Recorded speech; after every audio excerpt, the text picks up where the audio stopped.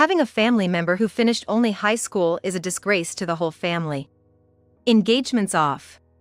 Just as he said that, my father-in-law reached for a beer bottle nearby. And, unbelievably, he started pouring beer over my mother's head, who twisted her face in shame. I was lost for words at this shocking sight. But my mother-in-law, unconcerned, turned a mocking gaze towards me and said, "It's because there's something wrong with your mother, isn't it? Despite being a nurse, you couldn't find someone to marry you by the age of 40, right?" "Right, Rachel?" It wasn't me who snapped at that moment, it was my mother.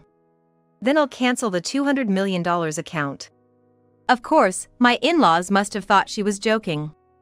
After all, they had insulted us so much, there's no way we could have a $400 million fortune. That's what they had assumed. But the next moment, my father-in-law froze. "Rachel, can you call Tim?" He couldn't understand why Tim's name came up at that moment. My mother's words were not a bluff. It was the truth. When they realized that, my in-laws ended up begging for our forgiveness. "My name is Rachel. I'm currently 40 years old, single, and working at a hospital. I belong to a department dominated by women, where there's little chance for romance." However, concerned about this, a colleague from work introduced me to someone. That someone later became my husband, John Ortega. John works for a company that handles system-related work for our hospital. He's said to be 35 years old. I had heard rumors of him being a refreshing, handsome man. Such a person would normally be married or at least have a girlfriend.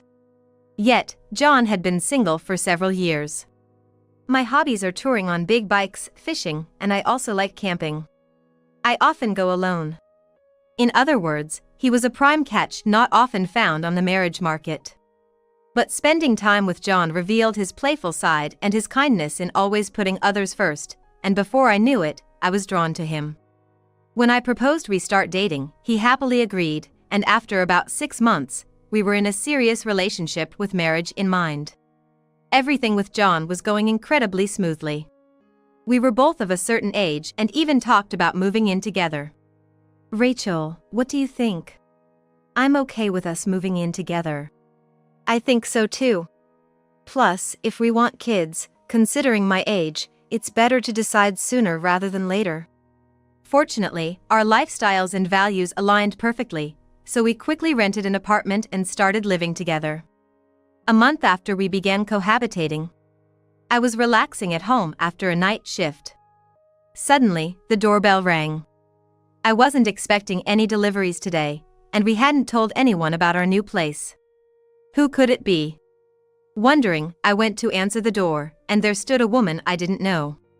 She covered her mouth with a fan and wore a hat and sunglasses, making it impossible to see her expression. Facing this suspicious person, I swallowed hard. "I'm Kelly, John's mother. I heard my son started living with someone, so I came by. It's awkward to talk here, may I come in?" Initially frozen with confusion, I eventually understood the situation. It seemed that John's mother had come to see if I was suitable for her son, now that he had finally started a serious relationship and moved in with someone. "My son has always been poor at judging character. If you're going to be my daughter-in-law, you need to be perfect," she said. "Okay." Although her directness made me uncomfortable, I let her into the room. The last thing I wanted was to cause any issues that could strain my relationship with John. So, I just smiled and made sure not to argue with my mother-in-law. Without even a "may I come in," she barged into the room, ran her index finger across the top of the cabinet by the entrance, and, frowning, said, "Oh, there's dust here. If you don't clean every day, the whole house will end up a dusty mess, you know?" The dust wasn't as bad as my mother-in-law made it out to be. It was just the normal amount that accumulates from living.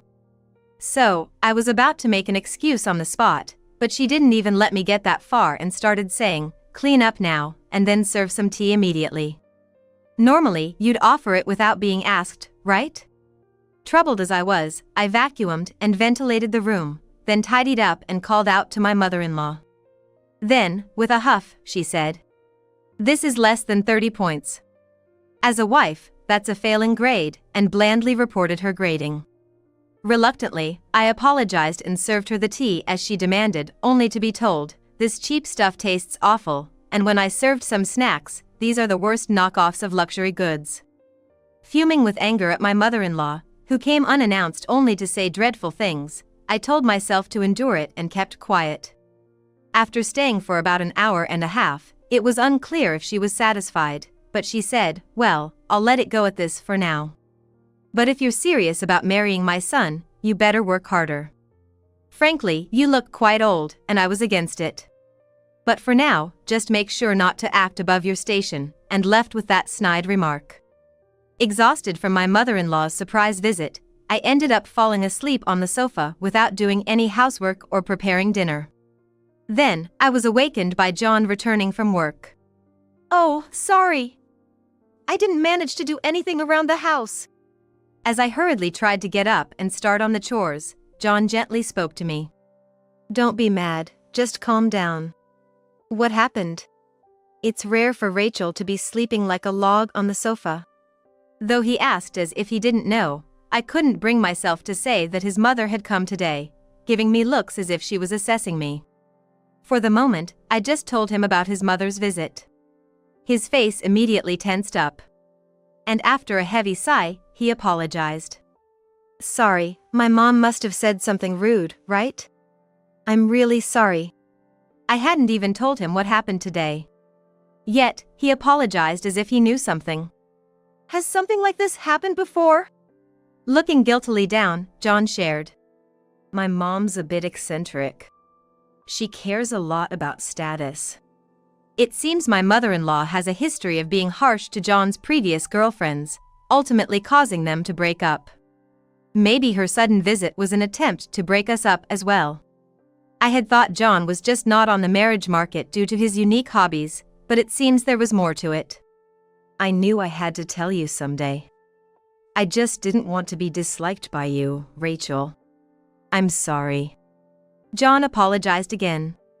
It appears that his mother had interfered in the same way with his past girlfriends, ultimately leading to breakups. He had kept our relationship a secret for that reason. But his mother was relentless. So, she found out. We concluded she must have followed us after seeing us together somewhere. I was taken aback when I heard it, but given what I witnessed from his mother today, it wasn't out of the question. I'd be lying if I said I wasn't anxious. But I love John. When I told him so, John smiled, relieved. However, that relief was short-lived. Soon after, his mother targeted me again, choosing a day right after my night shift. "Well, look at this mess. If you're going to work irregular hours as a nurse, why not hire a helper?" "Oh, but I guess nurses don't have the money for that." My apologies. This is exactly the problem. "Don't rely on John's earnings, learn to earn your own way," she scoffed. Apparently, she had seen me leaving the hospital and assumed I was a nurse due to my hours. Knowing arguing with her was futile, I kept silent. My mother-in-law, mistaking my silence for admission, ramped up the harassment. As a nurse, well, I might begrudgingly accept the marriage, but in return, you'll have to fulfill your duties as a wife properly. Understand? Marrying into the firstborn's family isn't something to be taken lightly. "If there's anything amiss, I'll be sure to give you a strict lesson," she said. It was probably all about producing an heir or doing all the housework as expected of a wife. Though not said directly, I was sure that was what she meant. So, I posed a question. "By the way, how did you know which days I work nights?" With a smug look, she snorted and answered. "Our daughter-in-law from your hospital is a nurse. I had her check your schedule by dropping your name, blatantly overstepping boundaries." While wondering why she would go to such lengths to monitor me yet miss the essential parts, I ended the conversation with, "All right." And then, after a year and a half of dating and overcoming various challenges, as our jobs started to stabilize, we finally decided to get married. Despite everything my mother did, you're the first person who's stayed by my side. I've made up my mind. "I will make you happy, so please marry me," John said, and we got engaged. Since I come from a single-parent family, we planned to quickly greet my mother before heading to John's parents' However, just before, his mother suggested, "Why don't we all go out for a meal at a fancy restaurant, and bring your parents along too?"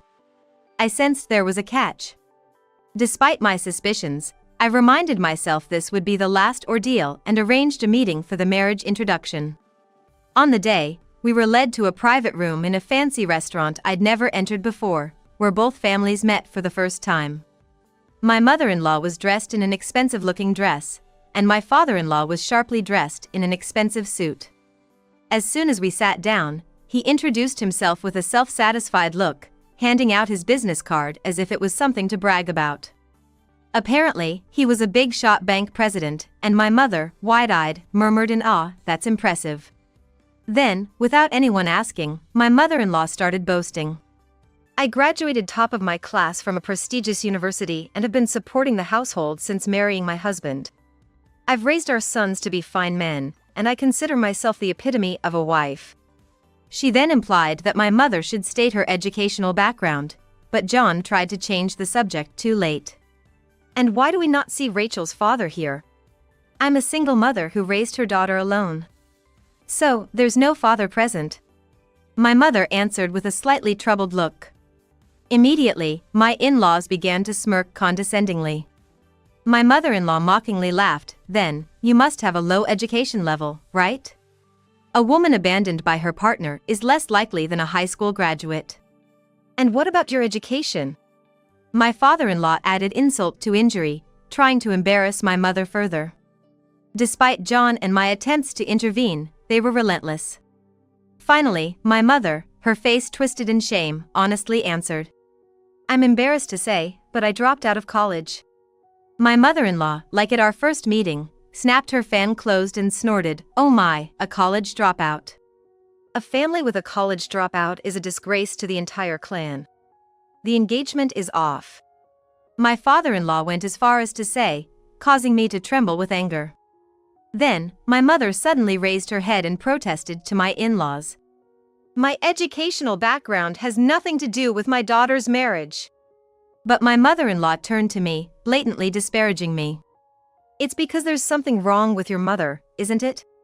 Despite being a nurse, you couldn't find someone to marry you by the age of 40, right? Right, Rachel?"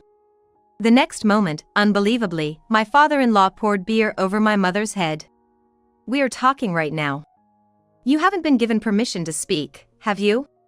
My mother was left speechless in shock. Seeing this, John stood up, unable to bear it any longer, but it was not him but my mother who stopped him with a hand gesture. "Then I'll be canceling the $400 million account," my usually calm and never yelling mother said, her voice shaking with anger. Seeing their reaction, my in-laws chuckled, "What a joke. And what a ridiculous way to argue," but they were about to be shocked by a startling truth. A passing employee hurriedly brought something to clean up, and after my mother briefly left the table, she returned with a smile and said to me, "Rachel, could you call Tim, please?" At that moment, the smile vanished from my father-in-law's face who had been mocking us earlier. Trembling, he barely managed to say, "Tim. Why bring up Tim's name?" Neither my mother nor I answered him. Following my mother's request, I was about to stand up and call Tim when my mother-in-law, sensing something, tried to stop me. "Wait, just a minute. We're still talking here." But for me, enough was enough. My mother had given up her dreams to have me at a young age and raised me all by herself, enduring disparagement. I could tolerate a lot when it came to myself, but not when it came to my mother. "Who is Tim?"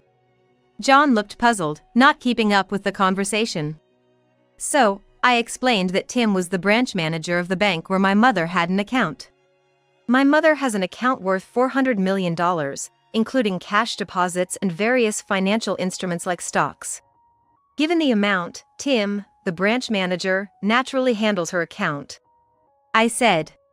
This news caused even more disturbance among my in-laws, particularly my father-in-law, who was stunned to learn that my mother had such a significant sum in a branch of the bank he presided over.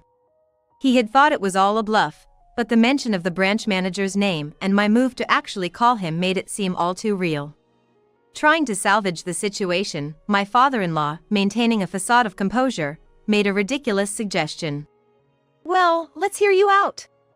And pouring beer over your head was just a way to let commoners enjoy a good beer with all their senses. So, it was not meant as an insult. Don't get it wrong, okay? His condescending tone only reignited my anger. It was clear his pride was still in the way. Thinking that these people wouldn't understand unless I spoke up firmly, I directed a cold gaze at them and bluntly said, "There's no reason for us to listen to someone who behaves like that. Pouring beer over someone's head is not something a decent person does. We'll be speaking to the branch manager about the insult and the cleaning bill for my mother's clothes, and we'll proceed with closing the account." I retorted, colder than ever. My father-in-law, taken aback by my boldness, blustered, "If this turns out to be a joke, I'll sue all of you." Then, my mother sighed softly and placed a business card in front of my father-in-law, who went from red-faced anger to ashen in an instant. When my mother-in-law nervously asked what company it was, my father-in-law whispered, "It's one of our biggest corporate clients." "No way. Why is the CEO of that company you?"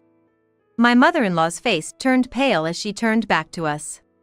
My mother, who had been grimacing in humiliation just moments before, now introduced herself with a resolved expression. "Let me reintroduce myself. I'm Nora, Rachel's mother and the president and CEO of this company. I usually send my vice president or other employees for regular transactions, so it's fine if you don't remember me. Actually, the initial greetings to your company were made by the previous president. The transition to me happened afterward. Well, now I see how insignificant my position as president is to you." Suddenly, my father-in-law began to prostrate himself on the floor. Despite being a bank president himself, not recognizing the president of a major client company in front of him was more than just an embarrassing mistake. This incident slowly began to reveal that my father-in-law was nothing more than a figurehead. The story goes back to when my mother was pregnant with me in her sophomore year of college.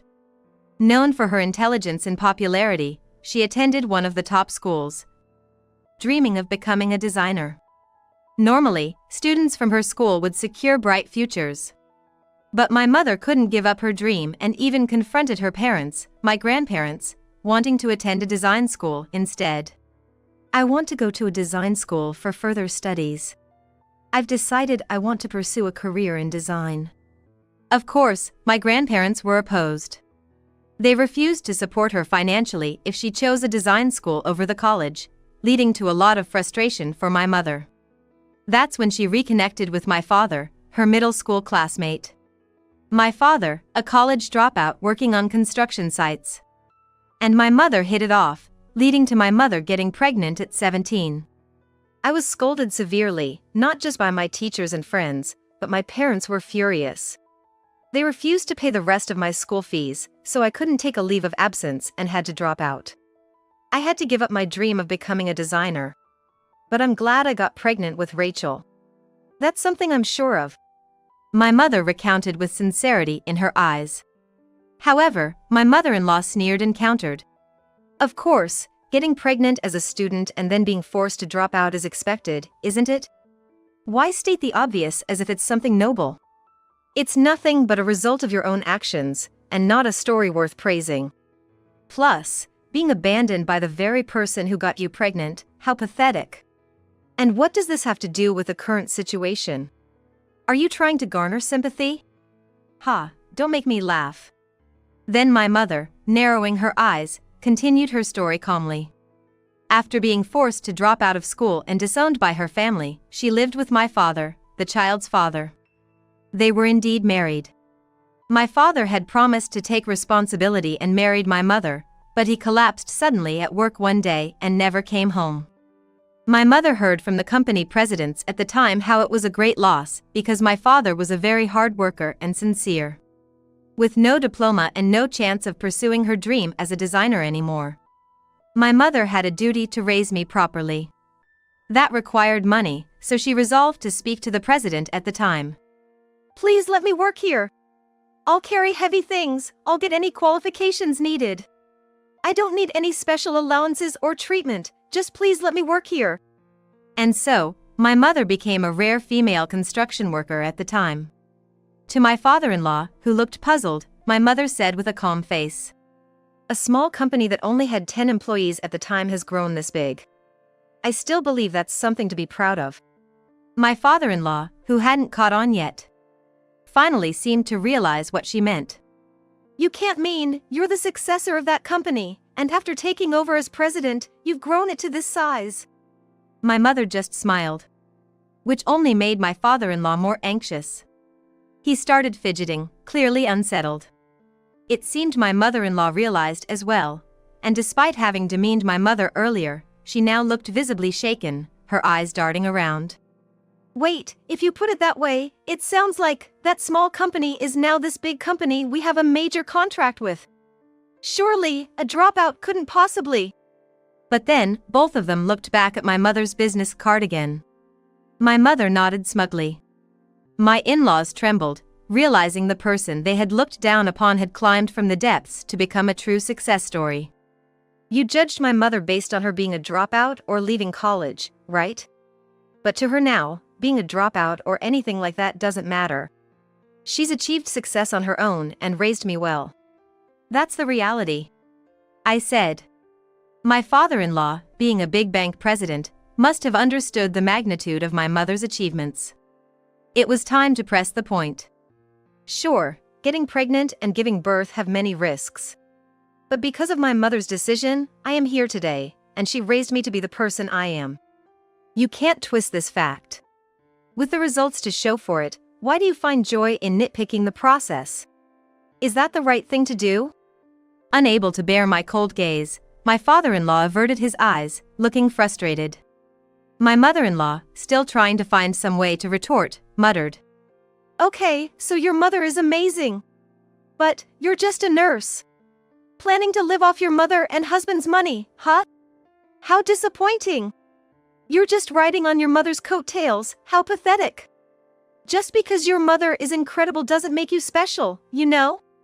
It seems that's just her nature. Shifting the target to me since she couldn't find fault with my mother anymore. Then John, finding it easier to speak up, finally said, Mom, you've been mistaken all along. Rachel isn't a nurse. She's a doctor. This revelation stunned my in-laws. Especially my mother-in-law, who had been concocting her own narratives, now reduced to silently mouthing words in shock. After a moment of silence, my father-in-law, with a strained voice, began to blame my mother-in-law. You said Rachel was just a nurse, an insignificant person. But what now? She turns out to be a doctor. Did you deceive me? What's with that tone? All this time, I've been keeping unwanted bugs away from John, haven't I? And now, a small mistake and it's all my fault. You're the one always blaming others without doing anything yourself. They began to argue among themselves, a clear sign of discord. Witnessing this unbearable scene, I let out a sigh and revealed the truth. I've always wondered. If the second son's wife was a nurse at the same hospital as me, knowing my shift schedule, she couldn't have been a stranger. My mother, sensing what this meant, smiled. John, knowing everything, stayed silent, waiting for me to continue. My in-laws swallowed hard, watching us intently. In the midst of this, the truth that shocked them was revealed. The second son's wife, who had been leaking my shifts to my mother-in-law, was a nurse from the same clinic. Feeling guilty, she apologized to me. My mother-in-law had mistaken me for a nurse, so she deliberately hid the fact that I was a doctor. Her name was Michelle Smith. You understand now, don't you? At those words, my father-in-law stood up abruptly. Smith. Wait, that's my wife's maiden name. He began to panic. What? Divorced? When did this happen? I had no idea. My mother-in-law exclaimed, clearly disturbed. But John, with a snort, revealed the truth. They're not divorced, nor is it the maiden name. You know why? Because he changed her family name. Unable to bear the fact, my in-laws' complexions worsened. I've never heard of such a thing. What's going on? My mother-in-law collapsed to her knees. My father-in-law, who had assumed his second son had brought a wife home, murmured to himself in shock, sinking down like my mother-in-law. As they struggled with the revelations, I decided it was time to deliver the final blow. John has something to say about our marriage as well, I hinted, causing my mother-in-law to cover her ears and shake her head in denial. My father-in-law, in a daze, turned to John, who placed a marriage certificate on the table and declared, "I can't deal with any more of your farces. Depending on how you acted, I thought I could endure it, but pouring beer on someone, berating them, and taking pleasure in their misfortune is just shameful behavior for parents." Stung by their beloved son's harsh words, my in-laws looked on the verge of tears. My mother-in-law, finally grasping the situation, begged us to wait. "Please reconsider. Please, stop making things difficult for us," my mother-in-law pleaded, her voice quivering. My father-in-law, desperate to appease us, added, "If only you had told us you were the president from the start, none of this nonsense would have happened. And to think, canceling a $400 million account over this, impossible, right? John, calm down. Don't do something unnecessary." Their pleas felt like a last-ditch effort, leaving me speechless with disbelief. "What are you even saying now? It's you two who orchestrated this situation. You've brought this upon yourselves." "Such a thing, John," they protested, but my mother, having had enough, began calling her phone. "Tim? It's been a while." "Yes, I wanted to talk about the account." As my mother spoke, my father-in-law seemed to realize the gravity of the situation. "I'm so sorry. Please, not the cancellation."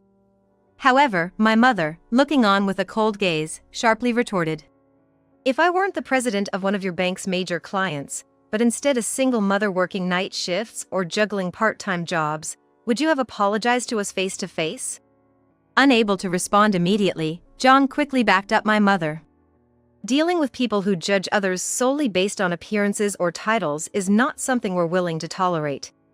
We're done with your family for good. So, please, don't bother me, Rachel, or my mother-in-law anymore. I decide my own life." Realizing they were losing their precious son and facing damage to the bank, my in-laws broke down in tears. "You've lived looking down on others, and now it's come back to haunt you. Learn from this and become someone who can treat people with kindness. Though, it might be too late for that. The reason both your sons chose to leave the house is undoubtedly because of you. By the way, mother-in-law, who really is the fox borrowing the tiger's fierceness between you and me?" Wink. This sarcasm hit my mother-in-law hard, causing her to shed tears of frustration. In the end, both could only offer shallow apologies. Despite everything, my mother isn't someone who acts out of spite.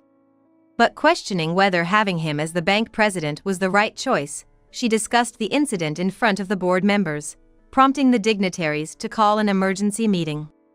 It turns out my father-in-law was just a placeholder until the next president was decided. He must have known this more than anyone. Eventually, he apologized for the beer incident, paid for the cleaning, and then resigned from his position as president. The underlying dissatisfaction with his leadership within the bank, coupled with the warning from a major client, my mother, forced him to step down. Unable to find re-employment at 58 and unwilling to accept ordinary work due to his previous elite status, he's been stuck in a negative loop. My mother-in-law, boasting about her university degree but without a career, is just another 58-year-old housewife, starting part-time jobs only to quit days later saying, "How can I be expected to sort someone else's packages?" She's been blacklisted as a cautionary figure in the region. Having money but lacking trust and credibility, and then losing their sons to marriage. They've faced a lonely old age due to their selfish and disdainful behavior. Learning about my in-laws' fate, my mother chuckled, having money doesn't guarantee happiness. Rachel, from now on, live supporting each other with John. After getting married, I took a break from work to focus on raising our child. Now that our child is older and in daycare, I've happily returned to work, feeling fulfilled every day. The nurse who apologized to me has been forgiven, and we now share a good relationship of mutual trust between doctor and nurse in obstetrics and gynecology. Soon, I plan to return to my hometown to open my own gynecology clinic. Naturally, John's company will handle all the systems, and everything related to the clinic's design and construction will be entrusted to my mother's company.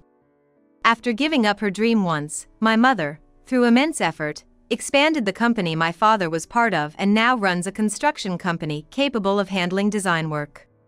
"I'm designing my daughter's clinic," she boasts to the neighbors, her face shining brighter than ever before.